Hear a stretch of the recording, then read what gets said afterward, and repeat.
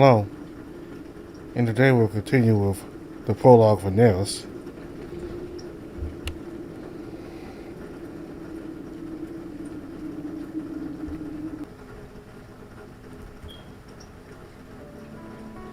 If I understand this right, the objective of the game is to buy and upgrade properties in order to leave the competition bankrupt, yes? Correct.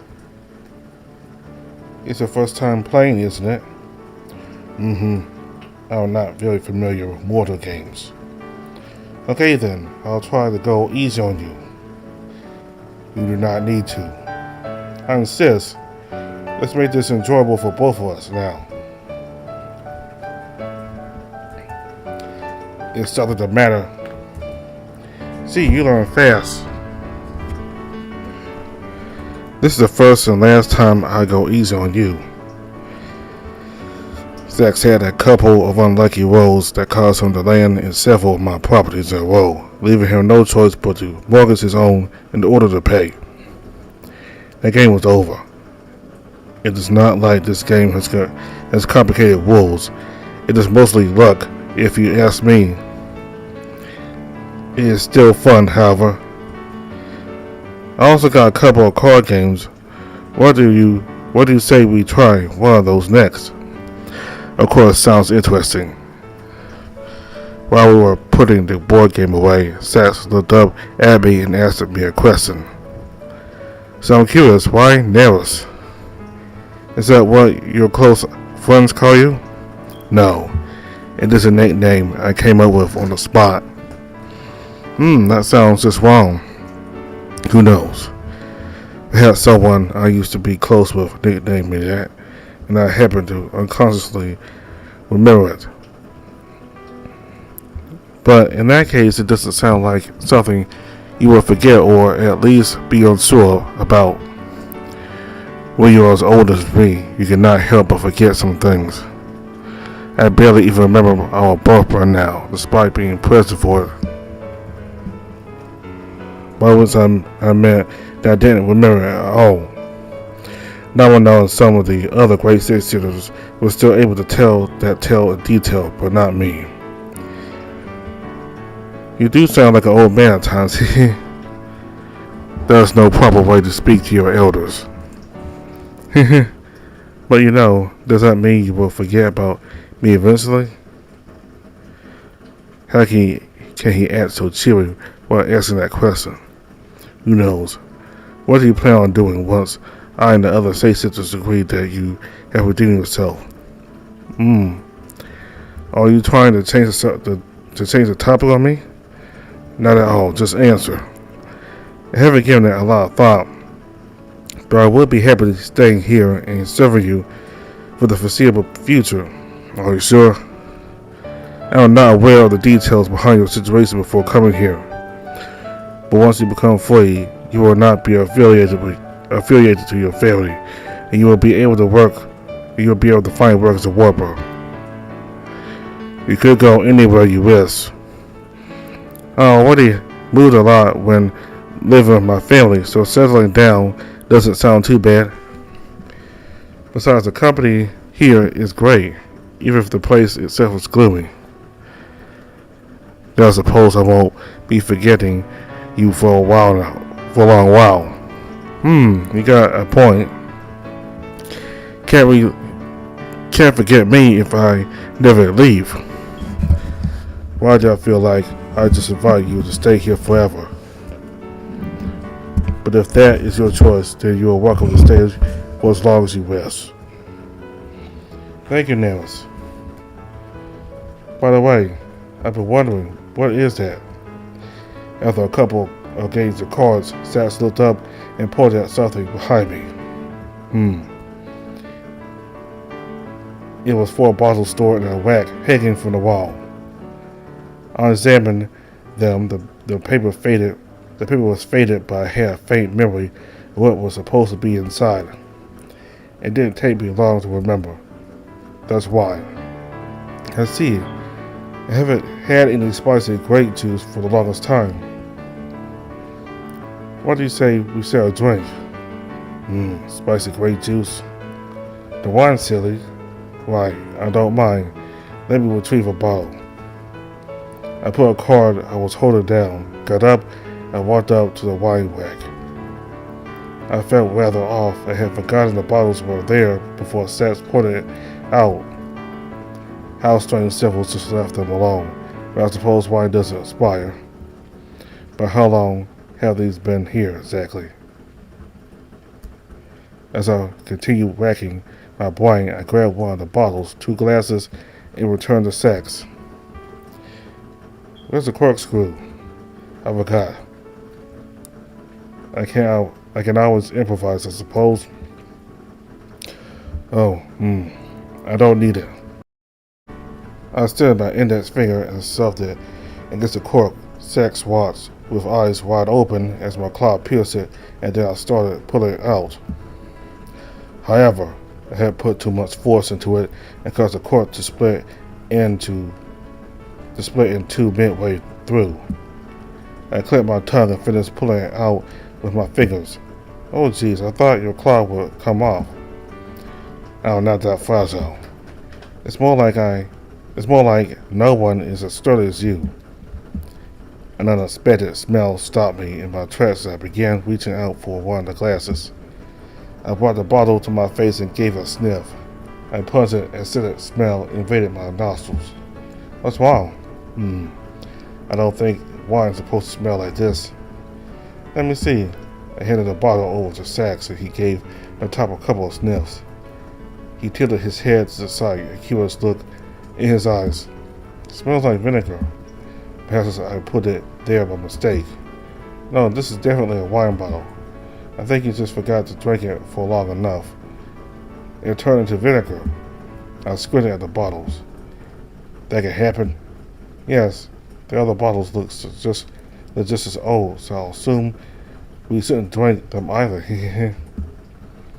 You weren't joking about your memory, huh? I'm afraid so.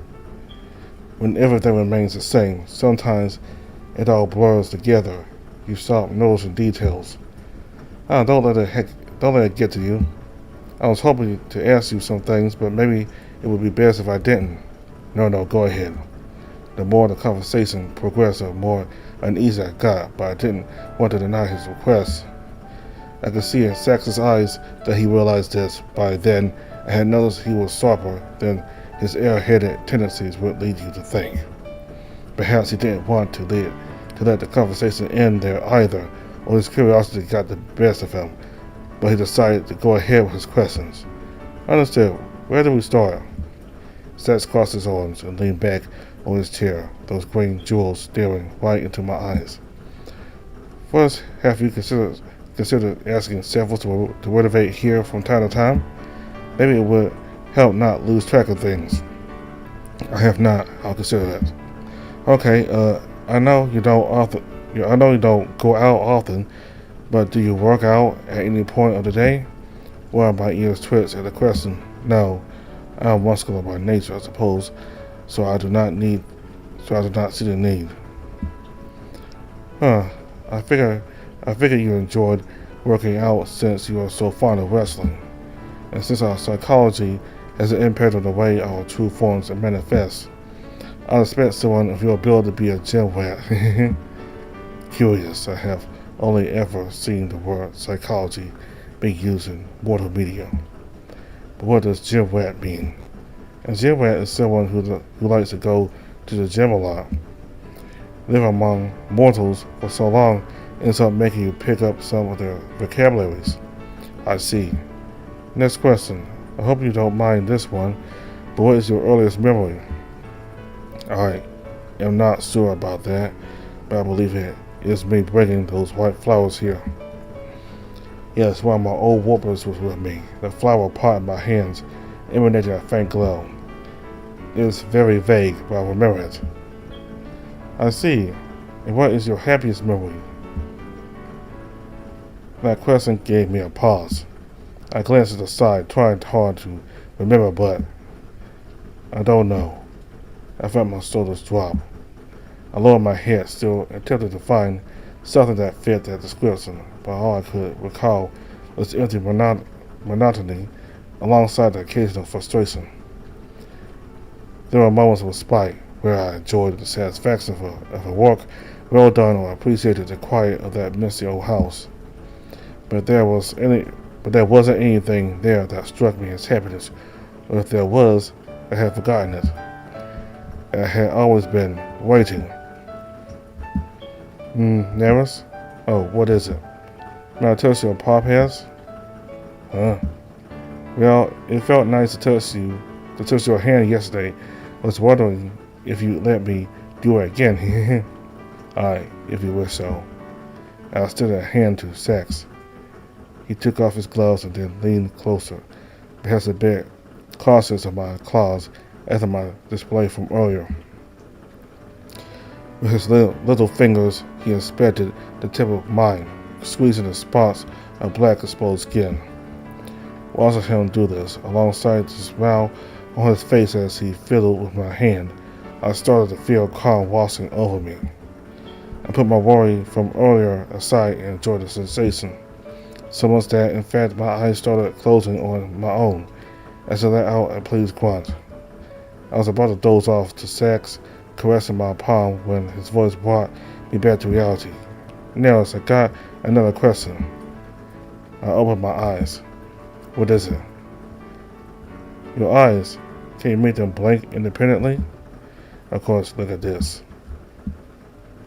You closed them all at the same time. Damn it. No, I did not. Pay more attention. Here it goes again. I tried to give Sax a wink, but indeed, I just closed all my eyes once again. I felt my expression contorting on its own, and my cheeks and ears getting hotter. Sax must have found my expression very amusing, considering he exploded into laughter. Sorry, I didn't mean to make fun of you. I shrugged. A slight smile appeared on my face. If I had been about to become frustrated by his laughter, would have changed all that. Just like his touch earlier, his voice was soothing. My shoulders relaxed as I reclined on my chair and watched him have fun. Why does Sax sway me so easily? This does not happen with other people. If someone else tried to have a talk with me like this, I wouldn't give them the time of day. And the way he makes me feel calm. Am I starting to fall for him? A few days later, I decided to remain at the dining hall after we finished supper. Sax had wished me a good night and went to bed. I stayed in my seat, grasping my hands together. I wasn't confident about what I was about to do, but I couldn't bear keeping this to myself any longer. I needed someone to talk to about these feelings, but I couldn't do that with Sax, and there was only one person in the house besides him. How was supper, master? The sitter asked as he cleared the table with a calm smile. He was placing the plates and utensils on a serving cart. Splendid as usual, Cephals. I wanted to break it up then, but it felt like something was stuck in my windpipe every time I thought about it. Still, I didn't want him to go away, so I kept saying whatever else came to mind. The food at Great Sea Sitters gatherings is excellent, but no one knows my taste as well as you. I'm glad to hear that, master. In fact, did you try anything different with the meat today? I didn't, master. Ah, how odd. I could have sworn there was something else to it tonight. The knot in my throat was getting unbearable. My nostrils was flaring from how hard it was getting to breathe. And it must have been reflected in my expression too, because several stopped me an unusual look.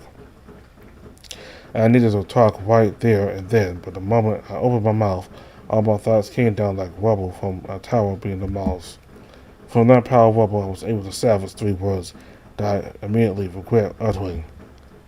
Sax tasted nice. Huh? My apologies, master, but I'm certain there was no Sax meat in that dish. No, I didn't mean to say that. Oh, in that event, it seems what you need to say pertains Sax more than me. It would be advisable to go to him instead. Oh no, you are not getting out of this one. Severus, take a seat. That is an order.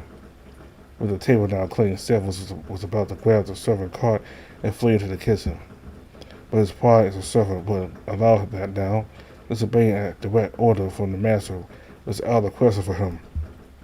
I knew because we were bark cut from the same tree, perhaps the same archetype. And Severus was a sturdy piece of bark. That was why he was the only one to remain when I fired the other servants. I took a deep breath, resting my elbows on the table as my hands intertwined together and pointing at one of the chairs near me with a nod. Severus stopped the dirty dishes and contemplative look. After a couple of seconds, his arms went limp, slipping off the cart's handle. He was quick to swallow his discomfort, however, as he recovered his normal posture before he sat down.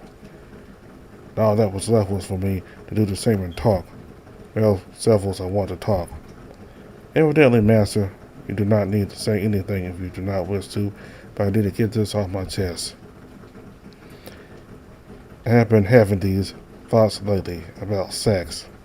Despite the icy wind that permeated the entire house, it felt like the room was getting hotter and stuffy. I reached for my shirt's neck and pulled from it.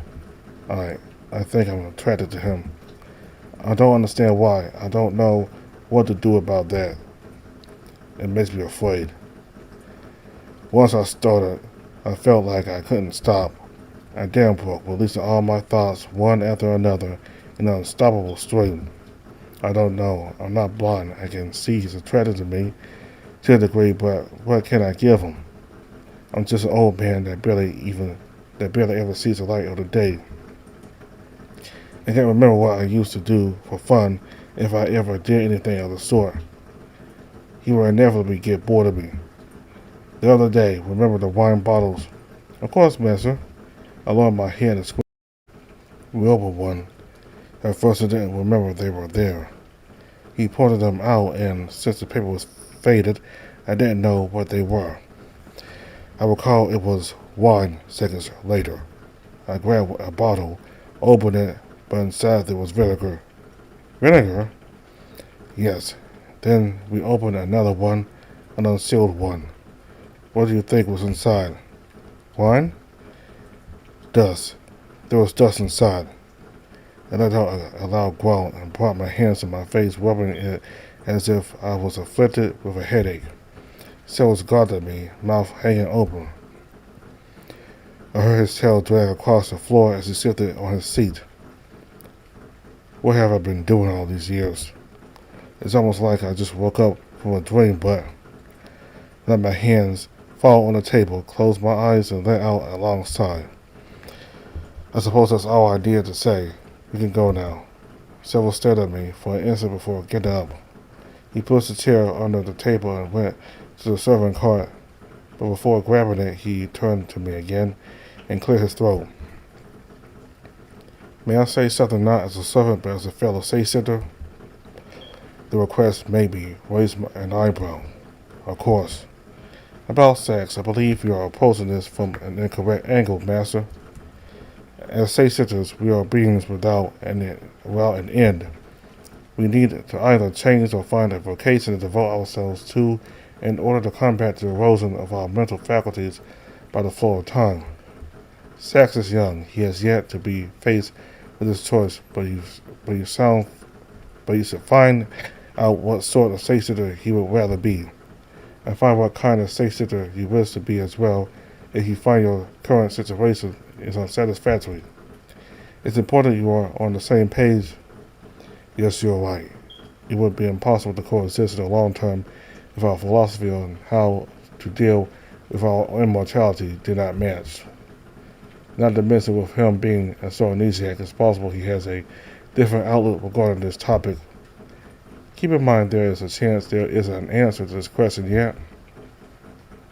In that case, what you have been doing so far might be all you need to do. I am certain Lord Sax is grateful for the kindness you have shown him, and he won't forget it anytime soon. Maybe there's something else I can do for him. Severus tilted his head to the side, that suspicious look soaring his head again. Do you care to elaborate? I've been thinking about the situation with Sax's family as of late. I imagine you are not aware of the details, but it does not matter. What it boils down to is that a dispute broke between them and it caused Sex to place points on them, which soon spiraled out of control. I see. Maybe there's something I can do about that.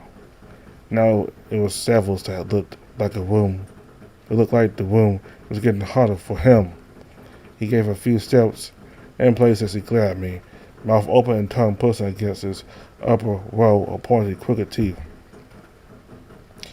I can't tell you what to do, Master. My very position deprives me of such right, naturally. But are you absolutely certain you should meddle with this? I should be careful. I understand that. It is a sensitive issue for Sax.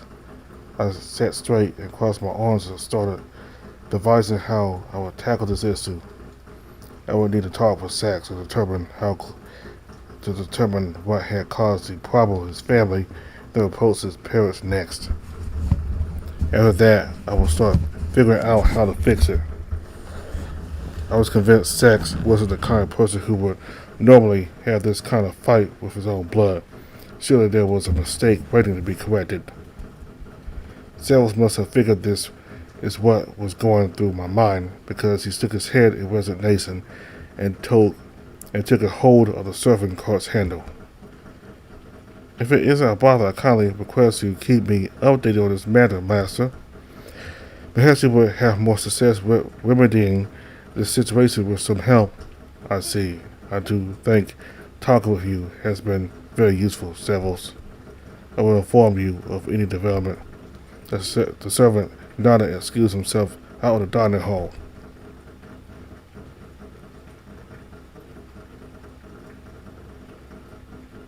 I scratched my cheek, looking at the dust floating under the ray of light intruding into the post office. Every once in a while, someone would enter the building and pass near me, disturbing the otherwise peaceful dust. But it never took long for it to return to its original state. I reclined against the seat's back and looked up. Half an hour had passed since I had arrived. What is taking them so long? The office is bursting with activity right now. I was sitting alone in the middle of a row of chairs, watching people come and go with longing eyes. I had tapped the armrest rhythmically, taking off a glove to count the scales on my hand and playing some with my tabard. My patience was running its limit.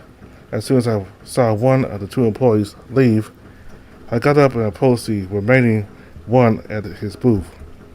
A reptile not that different from myself was working behind that glass, red scales, and he wore a white, cheap-looking uniform. This, of course, was a safe sitter, one that had blended up among the mortals here in order to smuggle goods for its warpers. Both this person and I were safe-sitting to better fit this place in my case by hiding my feathers and changing the color of my scales. I leaned close to the glass. Excuse me, what's taking so long? I'm sorry, I have someone looking for it in the back, but... You can't find the package? The safe-sitter bit the bottom of his mouth and shook his head. That's unfortunate. I looked to the side, tapping the wood under me at a monotonous pace. Can I join your fun? We should find it faster together. I don't want to fall further behind schedule. The red lizard sighed and gave me a sympathetic look. He looked at something behind him and then pointed at a door nearby. Go through there and enter the first door after the turn. It should be around 10 minutes before the mortal returns. Thank you. I didn't waste any time. Following his instructions, I arrived at some sort of storage room, delimited by 4 white walls, a wooden ceiling, and floor. Tall cells almost reaching the ceiling, packed full of boxes and paper packages, nearly all of them with a tag tied or stuck to them. At the center was a somewhat small table. There, another lizard safe-sitter was rummaging through some boxes, opening them to check their contents before shaking his head and sealing them again. He jumped a bit when he noticed me. Hello, I'm Nerus Madness's warper. Your partner told me you couldn't find my package, so I decided to come to help look for it. I'm sorry, I hid your package in a box here last night. Must have misremembered, I suppose.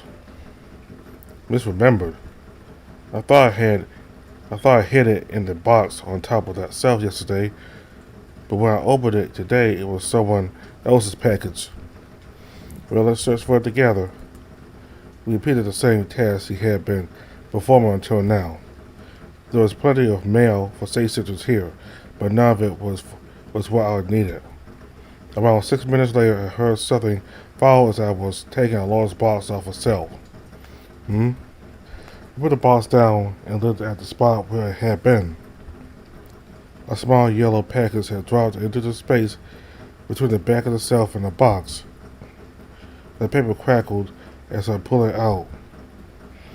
Never Madness was written on the tag on the front. Hey, I found it. What? How did it get there? I strutted over the package. Everything seemed to be in order with one exception. Between all the white envelopes, there was one yellow piece of paper, the telltale characteristic of old paper. I pulled it out and saw the post office employee an inquisitive look. What is this letter? He shrugged. How am I supposed to know, mister? I opened the envelope and read the contents of the letter, or rather, I tried to. The ink had become all smudged, rendering the text unreadable. One of the few intact parts was a name I didn't recognize at the end. Despite the name itself not being familiar to me, reading it brought me a feeling of deja vu. I squinted as I tried to pin down the little detail that seemed to be poking at my memory. My eyes shot open as that little missing piece fell into place. This handwriting. It looks familiar, but is something the matter, Mr. Sachs? This is weird, but I still have the rest of myself ahead of me. I'll try to figure out what it means later. And this wasn't supposed to be in the package, so no one will mind if I keep it. No. Everything is in order. I saw the other safe sister a smile while I closed the envelope and shoved it back into the package, which then I held under one of my arms. Should be going now. Your mortal co-worker should be back soon, right? That's true. Good luck in your travels. I'm truly sorry about all the trouble. Oh, don't worry about it. See you. I bowed and exited the room before he had time to say anything else. My delay hadn't been so long that any of the nobles I visited after noticed.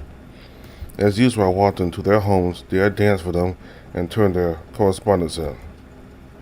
After I was done with work for the day, I folded the old letter and put it inside one of my pockets. It already was ruined enough. I didn't care if it got a bit more crumpled. Then I returned to Nerus' mansion. I greeted several on my way in, and he said he informed the master of my return. We didn't have any plans for that day, so after putting the letter in a drawer, I went to the parlor to read a book. Around the time the great safe sitter normally was done with work, I heard the parlor's door open and he appeared. It didn't take long for me to notice something was off. His posture was the same as always. He was pointing upward, shoulders wide, and pulled back. Every step of his seemed to carry an air of conviction, and so did his closed hands. But his eyes didn't give away a hint of anxiety. He was looking down, not at me, but at the floor, blinking every so often. What's the matter, Nerus? Nothing, Sachs. He sat in front of me, across the table. Of course, I didn't believe his lie, but I decided to play along. Perhaps it would be easier to get him to tell me by his own volition rather than asking.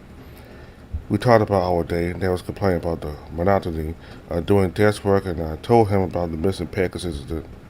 I told him about the extra letter too, to which he shrugged in response. Accidents such as that one happen from time to time. The warper before you once got a package mixed up with the mortals. The contents of the mortals' package were peculiar. Peculiar how? The great sage center brought his hand to his chin. It was a toy for physical pleasure. The noble he visited after was very surprised when he opened it in front of her. I had to send a letter to clarify it had been an accident and not some sort of message. Nerus sighed as I failed to contain my giggling. Oh, I hope I'm not irritated enough for that to happen to me. How did you even get them mixed up like that? It was mislabeled. I suspect one of the employees at the post office played a prank on them. Perhaps there was some sort of drama present between them and the employee decided to take a little revenge. Talk about pranks, there's something I want to ask you, if you do not mind. There he is again. That looked like he hurt someone. What is it? It's about your family. What motivated you to prank them? Oh, that again? Well, you opened up to me, so I guess it's fair I tell you that if you want to know. I sat on the couch and held my hands together. Nerus blinked and his ears twitched. I imagine he was surprised that I agreed to talk about this right away. It had been a couple of months already I trusted him, so I didn't mind answering this now. Besides, any other sage sister would have given him a straight answer as soon as he posed that question after Bill's visit. Telling him about this was way overdue. You know, I'm the youngest son of my family, right? Nerus nodded. I guess most of my siblings turned out okay, and they figured if they raised me the same way as them, I'd be the same. Me and my siblings help in our operations. We all act the part of a normal mortal family. Get close to people, create bonds. They use those bonds to ensnare people around us into a trap, especially those who are weak or desperate. My voice was steady as I narrated my family's work as if I was reading it off a piece of paper. Now that I was here, it all felt distant like a dream. I began recalling many faces, wrinkled and youthful ones, tired and gleeful ones. All its would be filled with wonder before the flame in their eyes was put out forever. The faces of people that needed something to believe in or a helping hand. The faces of so many that got betrayed and killed. But now I wasn't there. I was powerless to stop it, but I wouldn't have to see it happen anymore. What did it say about me that I was complacent with all this treachery, these murders, as long as they were out of my sight? I was better than my family? Was it evil to ignore it, just because I was able to turn a blind eye? Mortals are curious. The weakness of the flesh does terrible things to them. If they are hurt, hungry, or alone, they will buy into almost any nonsense you try to tell them. And the deeper you get, the more malleable they become. You can tear them apart from their friends and families because they have a new family you can welcome them to. You just need to give their hope a name and maybe a shape. A god, a saint, a ghost. In a way, it's just like the state centers. If they can't find a meaning for their life, they will cling to anything. And I hated taking advantage of that. Nerus lowered his head and ears. I let out a gasp and waved my hand. We need noses, yes. That isn't the part that made me angry. I am a sage sister. I understand that's all we exist for, but every time we would gather with other nobles and I had a chance to hear what they were doing, I couldn't help but wonder, why did I have to be doing this? Why couldn't I have been born under one of those families where all they do is command farmers? Or why not one of those that gain the trust of mortals by having a positive impact on their lives? Being a farmer myself would have been preferable. Talking to weak people, making false promises, and severing them from everything that might get in the way. Seeing their smiles while knowing what awaited them killed me.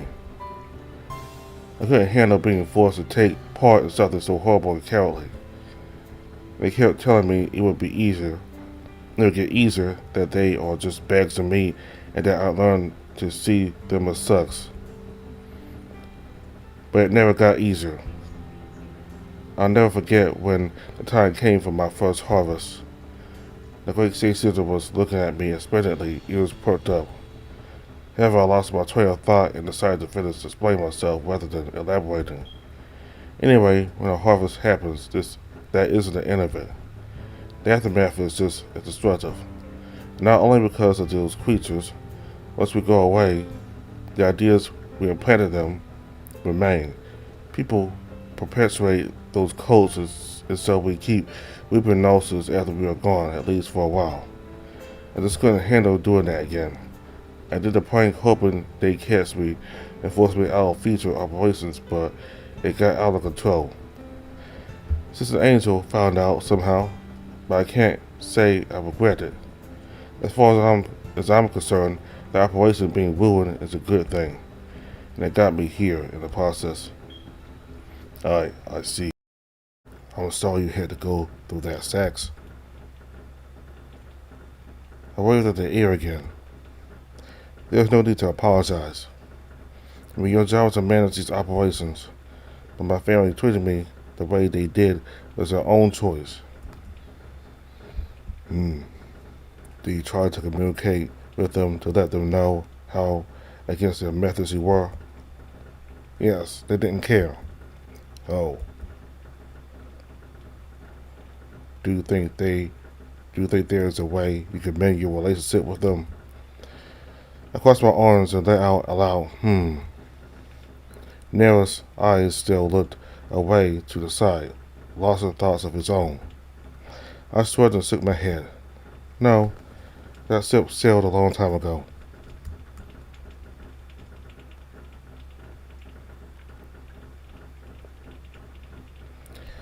After some deliberation, I believe this might not be the best of ideas. I was once again sitting at the dining hall, talking to several who had just finished picking up the dishes. The servant still didn't let up on his cold facade, but looked more collected than last time. At least he hadn't tried to flee the scene. He now sat in a somewhat uncharacteristic fashion with his legs crossed, one arm resting on his lap and the other on the table. His mouth curled into a smile, and the stern look in his eyes softened when he heard me say those words.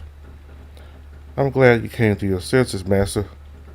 Yes, this is more complicated than a misunderstanding or some of the squabbles I'm accustomed to see unfold between nobles.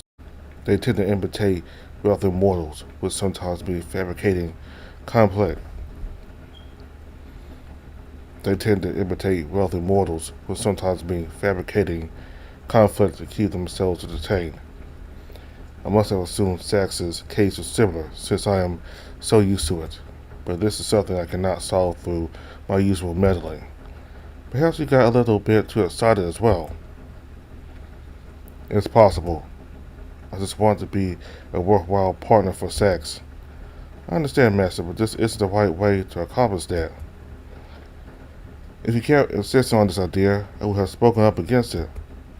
I know that is unfitting of my role as a servant, but as an old friend, it wouldn't be right to stand by while you destroy your relationship with Lord Sax. I raised my eyebrows. You consider me a friend, Sevils? This is the first time I hear of this. Isn't it natural? I admit our relationship has been purely professional, but it isn't possible to look after someone for so long without getting attached. Although I suppose I think like that because I like to serve. Is that true? What is on your mind, Master? I'm thinking back to the other day about finding out the kind of satan I am. If there's one thing I'm sure of, well, it would be that I love wrestling. Do you not tire of it? Why would I? I don't imagine winning a wrestling match is much of a challenge for you, is all. In Domino's case, the gap between you is so large, we know he'll triumph at the end. Does it not bother you always knowing the result of the match? I cannot say it does. Fighting is about much more than struggling to overcome your opponent. It also is a way to express yourself. Oh? I proceeded to monologue about the discipline of fighting as a way to strengthen and nurture masculinity, among other things. By the time I was done, Severus's gaze was slightly lost and some sweat was running down his forehead and nape. When I finished, he rubbed his face and held his mouth open for several seconds. Anyways, have you contacted his family yet, Saxus? I did. They responded not long ago. We did not decide a date for their visit. It would be rude of me, but I will have to inform them that plan will be postponed indefinitely. The servant nodded.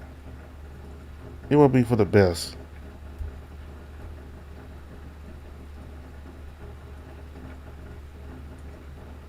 Time marched forever onward. The days, the weeks, and the months passed. Me and Sats kept spending more time together, growing closer. His visits to my study became more frequent. He would pick a file, read through it, and ask me details about it. Or he would take one of the books I owed and tell me his thoughts as he read through it.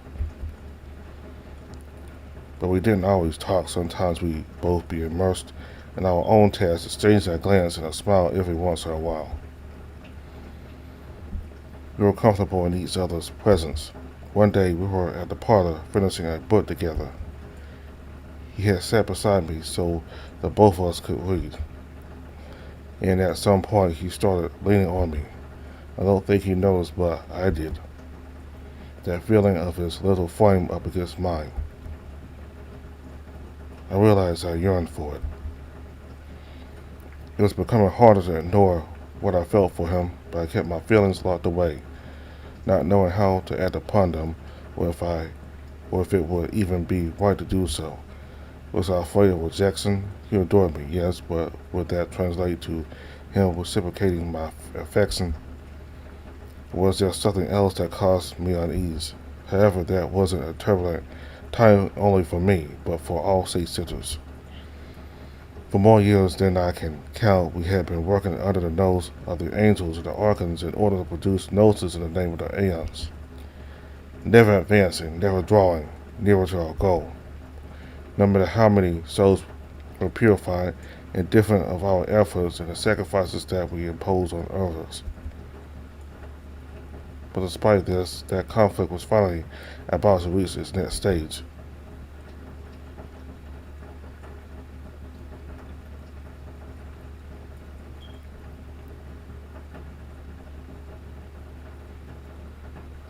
One day, Nabino summoned all great six-sitters to the great architect hall. This time it wasn't for a party, and our warpers would not be allowed into the building with us. It was a confidential meeting. A cold wind filled the vast room. The music from last time was absent, replaced by the murmur of the great six-sitters greeting each other. I took a seat on one of the pews at the back and crossed my arms, waiting for the meeting to start and making small chat with whoever decided to approach me. Greetings, Nerus. How's life treating you? Hello, everything is well. How about you? Same here. It's good to see you in high spirits. I was starting to think the war was getting to you. Yes, I have been getting told that lately. I'm sorry, it's just that when there's something bothering you, that sort of thing shows one way or another. But it's good to see things are looking up for you. What's gotten you so glad? Who knows? What did I gain from telling you? Why so secretive all of a sudden? Oh, I get it. Don't tell me. I bet you found yourself a nice partner. Is that it? Finding something or someone to devote yourself to other than your duty can do wonders for one's morale, especially these trying times. Oh my, would you look at that? That is Amelia over there. I will go give her my greetings. Please take care. Who's Amelia? Before he could finish speaking, I got up from my seat and walked away. I settled on one of the pews even farther back in the room. Good Lord, either people are becoming more perceptive, or I am way easier to read than I estimated. It has been more than a year, and I still do not know what to do with these feelings. I wonder if Sats has noticed anything. Will he say anything if he noticed?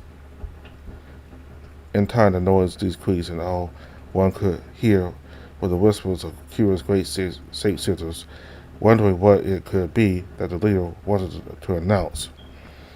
Soon after, the stage lights turned on, all of them converging on a single lantern at the center. One last light illuminated the right end of the stage from where Domino emerged. The light followed him as he dragged his feet toward the lantern. The hall was in absolute expectant silence, except for the occasional echo of Domino's footsteps. Until he finally reached it. Testing.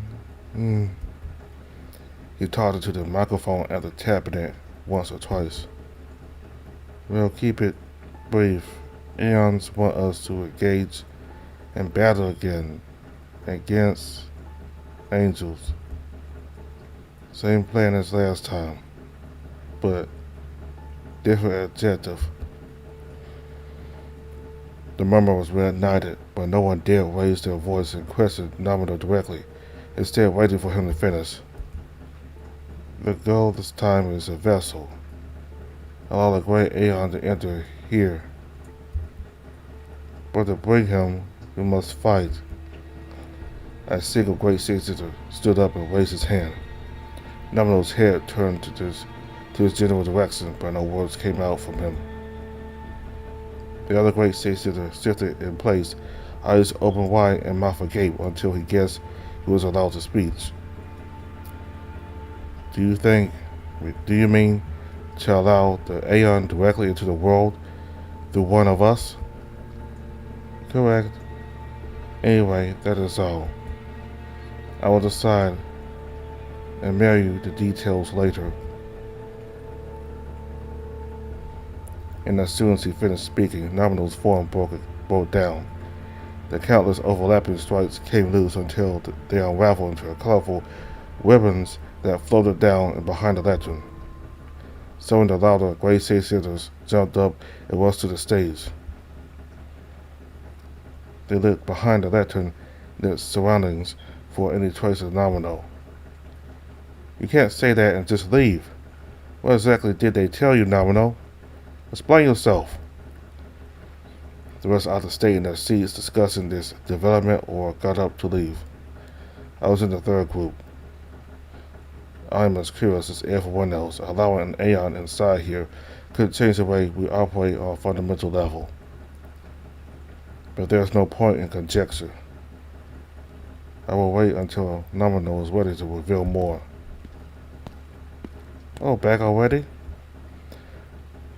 Nomino is fond of making a big show by having us gather here, but he is just as concise in person as he is in his letters. A waste of time, if you ask me. Shall we go back? So fast? Not even in the mood to hang out around here? Not now. Today I'm supposed to groom my fur. It usually takes an hour or two, so I would like to get it over quickly. All right. You have been getting awfully fluffy as of late. Follow me. I grabbed the useful tree.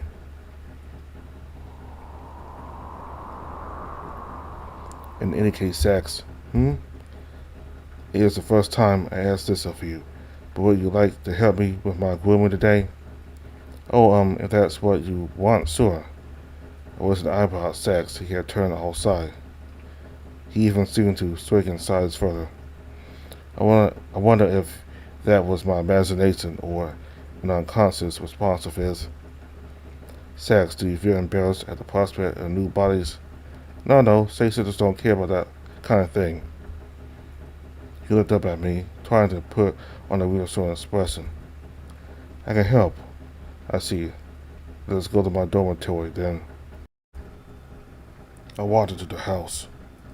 Sax, who was now visiting with his tabard, walked after me.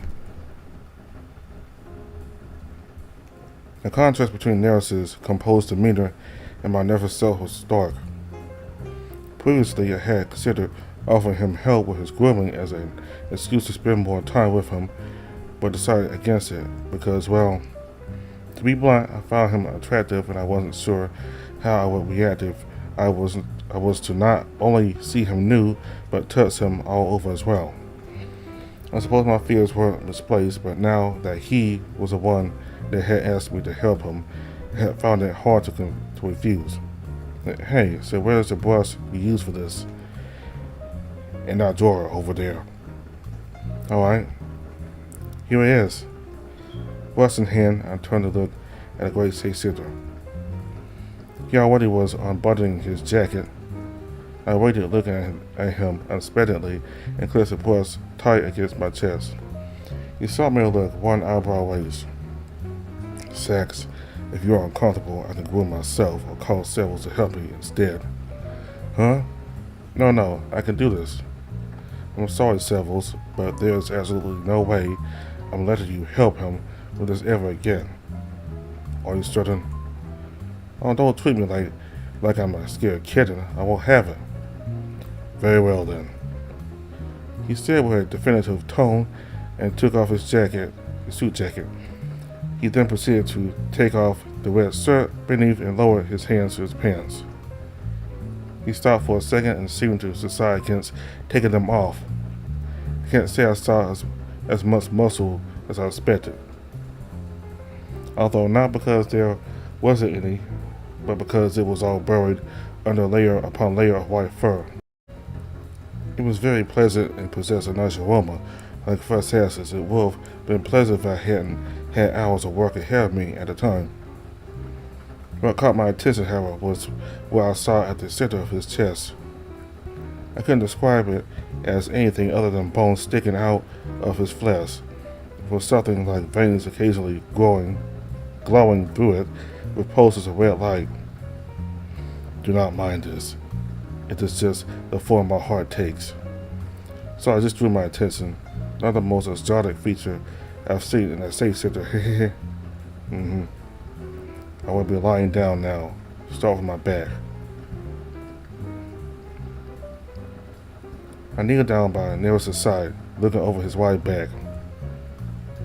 My heart jumped at the sight, and my mind flew into all sorts of improper places, but I tried to focus on the task at hand. I started by stroking the mane around his neck, but the brush soon got stuck, entangled in countless strands of fur. Just pull until it goes through. Trust me, it doesn't hurt.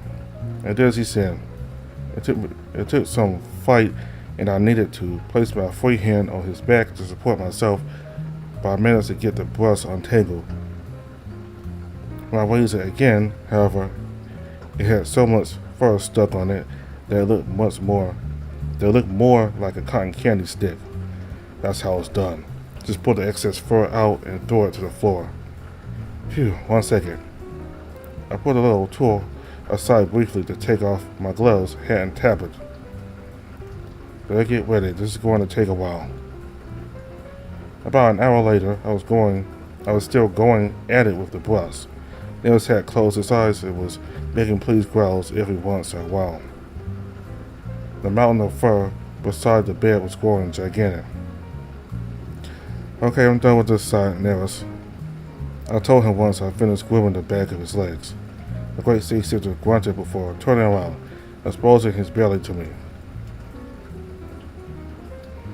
I continued working with my eyes looking up as to not get distracted. Nerus' body had a very consistent contour around. Although not nearly as much as his fur, his muscles were pretty soft as well, especially now that he was so relaxed. But one could still feel the sturdiness underneath it all. There must be hard as a rock when he uses them, though. With how easily he handled me when we first danced, it would be so simple for him to just grab me and... Now, Sax, it isn't the time to be thinking about that. Maybe I should make some conversation to keep my mind occupied. So Nerus, what did you discuss in the meeting? The great sea sister bladed the question. I don't know if he was so relaxed that he needed an extra moment to process the question, or if he had reservations about telling me. But soon he started talking, pretty nonchalantly at that. Are you aware of the Battle of the Aeon Sax? Do you know what transpired there? I have heard that name before, but no. We're the store. Nerus closed his eyes and hummed. It began with a meeting much like the one we had today. However, the plan was different. Do you know angels don't reproduce sex? Oh, why not? He clicked his tongue, his entire body relaxed as he allowed himself to dive into memories 200 years ago. Although slow, his words carried conviction as he explained. Angels are not like us. They see each other like a large family. They often do not feel physical attraction to each other. You might be aware of this, but incestuous relationships between mortals often result in undesirable offspring. Bigger chances of unfavorable genes being passed down and whatnot. The angels have witnessed cases like this, so there's another factor. So what you're getting at is that angels have limited numbers, yes? Although they are backed up by the organs, but still. Correct. However, like us, they can regenerate their bodies, making it impossible for us to truly reduce their numbers. But not for an aeon, indeed. I figured out where this story was going, but I let Nerus talk as I continued growing his fur. The objective of the Battle of the Aeon was to permanently cripple the angels by reducing their numbers. For this purpose, the Sage Sisters hijacked one of the angels' portals facilities so that Nominal could open a breach to the void in between.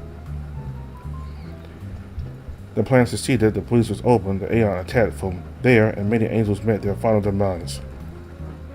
But at some point, a fail-safe set up by the angels was triggered, destroying the facility and forcing the breach to close. This is what happened as far as Nerus was aware. But something about this story piqued my curiosity. I have to admit, I'm impressed at how much you know about the angels. Are these things Nominal knew and told the great Sage Sisters about? Not exactly. Nerus opened his eyes, but they had a distant look on them. Nominal knows they do not reproduce, but he never bothers to explain us why. How do you know then? His eyelids closed again, this time out of a palpable hesitance. The great Sage Sister sighed and looked at me. Something else happened before the Battle of the Aeon. Oh? At this point, I had stopped struggling for fur without realizing my eyes fixated on his. I haven't told anyone else this. I would appreciate it if you didn't mention it to others. I met an angel once. I tilted my head and dragged my tail across the mattress behind me. What do you mean? I mean, I got to talk with one, like civilized people. Really? How did that happen? It was shortly before the Battle of the Aeon. Nominal asked me to scout the outskirts of the city we'd be attacking. I'm not the most stealthy of Sage Sisters, but I can still disguise myself, and even if I got caught, I could fight my way out. By the way, keep rushing. Oh, I'm sorry. Nerus grinned and patted my head before resuming his story. It was a cold morning. White clouds covered most of the sky, but an orange tint permeated the top of a few trees and buildings nearby. A somewhat humid and pleasant breeze occasionally passed by, always accompanied by whistling. I was walking over the wet grass to the side of the road, toward the city.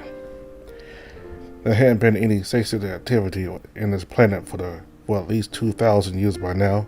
We weren't expecting any angel presence at the city's outskirts. Still, it didn't hurt to check. Next to me was a pasture enclosed by fences made out of iron wires going through rows of thick sticks. A group of spotted quadrupedal animals was eating the grass. Meanwhile, the other animals had caught each other's attention. It had risen its head and was staring at me. He cleared his throat. That was when I heard steps behind me. I turned around and there he was, an angel. Were you surprised? I bet. I saluted him. He didn't say anything back and kept staring at me. I excused myself and went on my way, but I soon realized he was following me. Oh, he probably suspected you. Were you even disguised at the time? Now that I thought about it, I hadn't seen Nerus sitting at all yet. A situation where he needed to hadn't presented itself in the past year, but sometimes sitters talented at transformations would change forms only to show off. Nerus either wasn't very interested in sitting or didn't have many forms to show off. Of course, people on that planet must have been pretty tall. Actually, no, I'll get to it later. Moving on, I am certain he did suspect me, but at the time I decided to not be rash. I sat against the fence to see what he would do. He remained still for a while, and then he started circling around me, sometimes stepping a bit closer. I saw him glance every once in a while, but ignored him otherwise. Then how can I say it? Nerus' throat rumbled. He came up to me. He placed a hand on my shoulder and said I was very big for a mortal. I would think he saw through your disguise. He did, but he didn't seem hostile, so I played along. I pretended to be a mortal and talked to him for a while. He then said if I humored him and came back there next week, he wouldn't tell the others about me. Something about not wanting to sell the goods. I had already figured out the answer, but I decided to ask anyway. And did you? Yes, he was a very strange fellow, this angel. Sometimes while we were talking, he would try to sit on my shoulder or hang from it. Or he would try to sniff me and play with my hand whenever I stopped him. It was somewhat endearing when he didn't try to bite. He closed his eyes and his mouth curled into some sort of grimace, as if admitting this jeopardized his pride. It sure sounds like it, Nerus had talked about this as if it had only happened before the Battle of the Aeon. It wasn't hard to imagine the angel he met had perished permanently, or that the ongoing conflict had soured their relationship. It was a good moment to change the topic. So, to get back on topic, what are we having a second battle for? The great sitter once again let out a hum as he gathered his thoughts. The great sitter once again let out a hum as he gathered his thoughts. Nomino wants to battle the angels so he can bring the Aeon in again, except this time he wants to use a flesh vessel to allow it to stay. Oh wow, that's a pretty big deal, huh? If it works, it might finally put an end to this entire thing. What will happen to us if that goes as planned and everything ends? We will return to where we belong, I imagine. A grim silence fell between the two of us. For a while, the only thing that could be heard in the room was the sound of fur being brushed. I don't expect you to agree, but it would feel unfair for things to just end right now. Most state sitters want to be released already, but I have barely had time to live my life, let alone happily. Nerus' usual wit returned to his gaze. Don't be upset, Sax. I doubt it will be that easy and quick. If that was the case, then Nomino would have carried out this plan a long time ago. Something must have changed for him to want to do this, or will change. But he hasn't told us yet. If you think so, even if it does happen soon, you're not wrong. I cannot imagine it being anything but unfair from your perspective. That is why I promise you I'll help you make as many happy memories as you want before it happens. You deserve that much. Sax, it's just you can be such a softy, Nerus. Hey, I can't push your arm like this. Come on, move it. Nerus gave me a puzzled look, unsure how to gauge my reaction, but he did extend his arm for me. You know it's strange. What is? these weird promises you keep making. They are always the things I want to hear. Sometimes it feels like you have known me my entire life. Nerus raised an eyebrow, probably over me calling his promises weird, but did not say anything. How long has it been since I arrived here? Anyway, more than a year. More than a year and a half, perhaps. That's not that long. Well, I do consider myself a simple guy. Maybe I'm just easy to get to know. That you are, yes.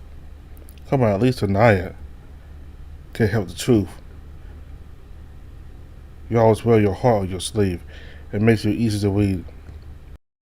Oh, you are so mean. But you know what? The way you always put up with my nonsense, always trying to make me happy. I think that's why I love you, Nerus. Did you let that slip? I'm not that clumsy. I said it on purpose because I mean it. I love you. I repeated it with a wide smile on my face. Oh. A sudden confession left Nerus frozen in place. Even after I finished brushing his arm, he wouldn't move. I was starting to worry I had done something bad. Nerus? As soon as I spoke, the great Sister sat up and placed his hands on my shoulders. He surprised me and made me jump a little. There was a fierce, determined look in his eyes that made them look more like rings of fire burning in the dark. Sax. Yes, I have something important to tell you. Later. Later? Yes, I want to say it on a special occasion. So about making memories. Is there anything in particular you would like to do? Just answer, please. You know, there is one place where I once traveled to during a family vacation that I really liked. And I to go back there on my own a couple of times, but I haven't visited for years now. That's somewhat unexpected. I know, right? So there is this one city by the sea. It isn't huge, but it got a nice beach in there, and the stars look wonderful at night. When you talked about making memories together, that place was the first thing that came to mind. Sounds good. I will make some space in my schedule for it. And when we go there, if it seems appropriate, I will tell you that. Understood? Yes. Nerus cleared his throat. Will you like a massage after this? I can't imagine you be anything but sore after you are done. Sounds like a fair trade. That way you get to touch me all over, too. Anyway, let go of me. And lift up your other arm. I'm not done yet. Oh, right. And Nerus, I'll be looking forward to what you want to tell me. He nodded, that fiery determination still in his eyes.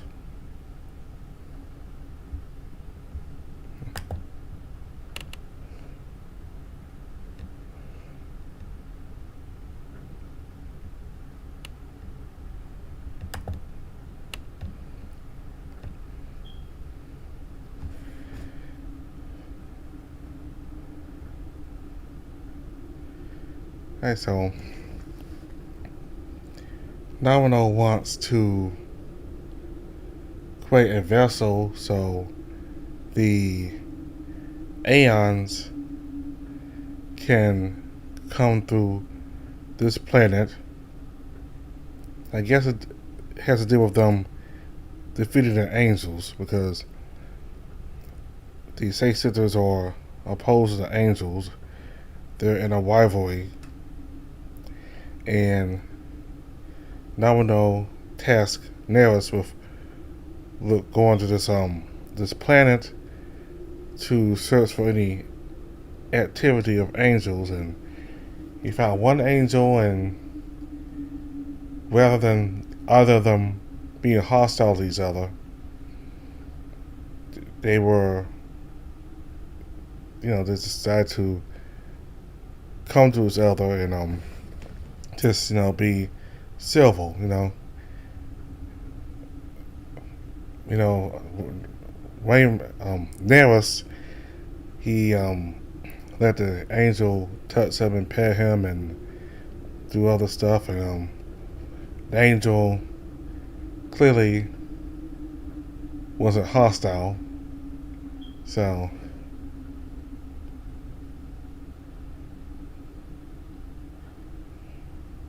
angel seems to be similar to Sax. He has a characteristic of Sax. And Sax said that it was like he felt like he always knew Nerus. Like even before he met him for the first time, it felt like he always knew him.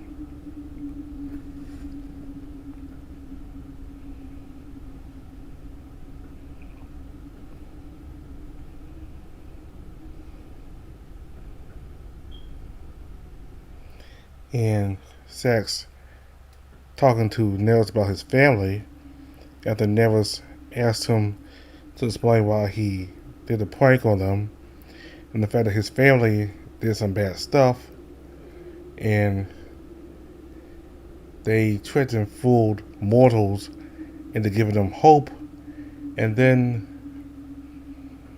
betrayed them. They were never trying to gain the humans' favor, to help them. They're just doing it so they can get gnosis. Now, I'm not quite sure what a gnosis is, but apparently it's something important to say sisters to get gnosis.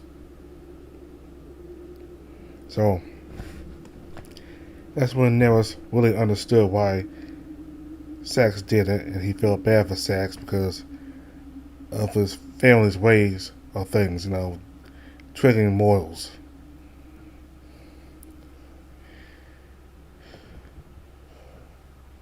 And he just couldn't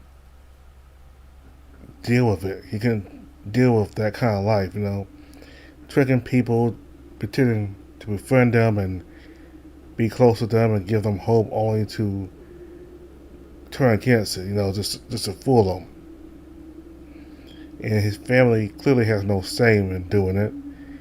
And that noble, that Caesar that had dinner with Nerus, he seemed to approve the way his family deals with things, the way his family tricks mortals, which got Sax upset. So